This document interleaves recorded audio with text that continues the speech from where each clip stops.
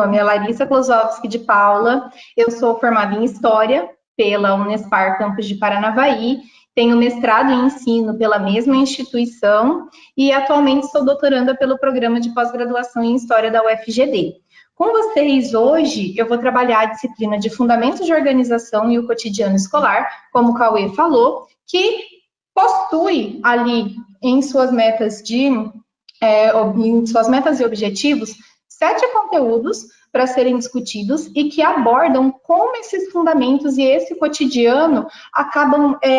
sendo formados e como que eles são importantes para a prática docente. Tanto é que, conforme eu for falando aqui, vocês vão perceber que esses conteúdos, eles vão se articulando um ao outro e eles têm um panorama, assim, que parte desse cotidiano escolar geral e das práticas pedagógicas de uma maneira bem geralzona, até chegar lá na legislação educacional, perpassando pelo papel dos docentes, pela organização do trabalho escolar, pela própria organização da escola e por todos esses requisitos ali que são necessários para que uma organização escolar funcione de fato.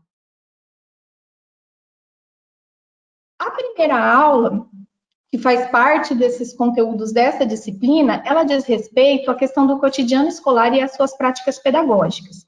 A organização do cotidiano escolar, ela demanda um planejamento bem criterioso, porque o cotidiano escolar envolve o trato com pessoas e pessoas que possuem bagagens diferentes e que também estão em etapas diferentes dos seus modos de vida. Porque dentro de um cotidiano escolar, a gente tem os professores, os diretores, o pessoal que trabalha na secretaria, os alunos, a comunidade escolar que envolve pais, envolve aqueles estabelecimentos que estão em volta da escola e por aí vai. E para que tudo isso funcione em uma consonância que leve ao objetivo principal, que é a formação do sujeito para a sociedade de maneira democrática, é necessário que elas estejam ali de maneira articulada para que isso tenha o seu fundamento final, que é atender a esse objetivo de formação do sujeito. E a forma como esse cotidiano, como essa organização acontece, ela reflete diretamente nas intenções pedagógicas da escola e também no professor, porque é ele que vai subsidiar esse processo de ensino e aprendizagem. Então, a forma como isso se organiza vai refletir diretamente lá na prática, na nossa prática enquanto docente, dentro de sala de aula.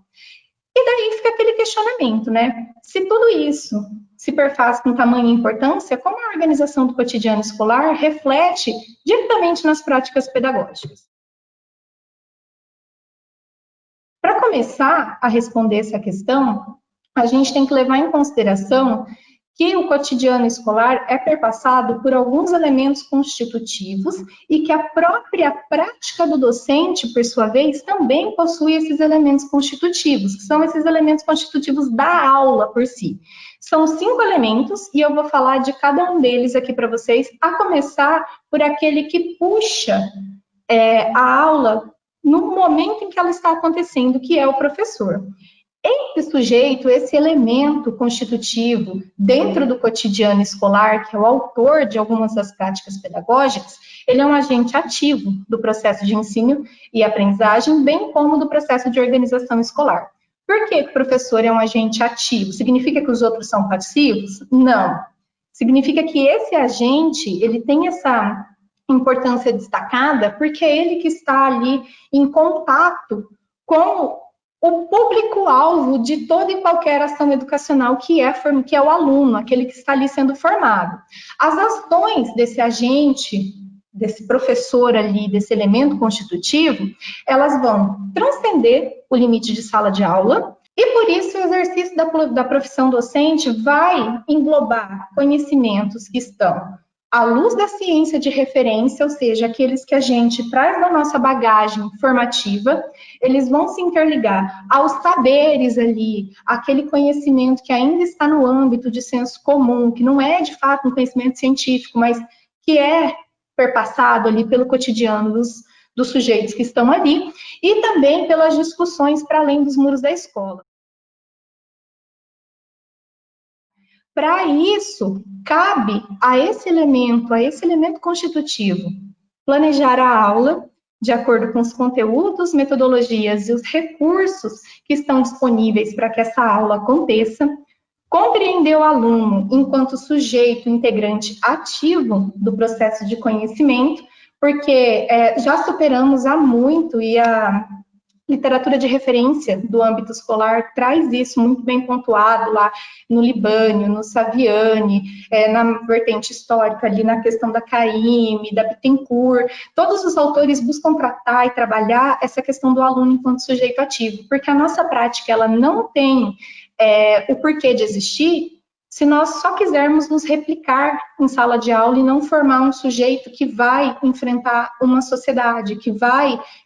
estar à luz de certas delimitações que nós não estivemos. Então, compreender o aluno enquanto integrante ativo é um dos pontos principais para a organização de um cotidiano escolar e de uma prática pedagógica significativa. Além disso, esse sujeito deve mediar a aprendizagem e não meramente transmitir. Mediar por quê? Porque nós estamos em contato com esses sujeitos, a gente consegue identificar onde eles estão errando e o porquê. Então, por isso que é essa questão de mediação. Manter-se continuamente em formação, porque é necessário, né, para lidar com tecnologias, para a gente acompanhar o processo formativo do nosso aluno, é necessário que nós falemos,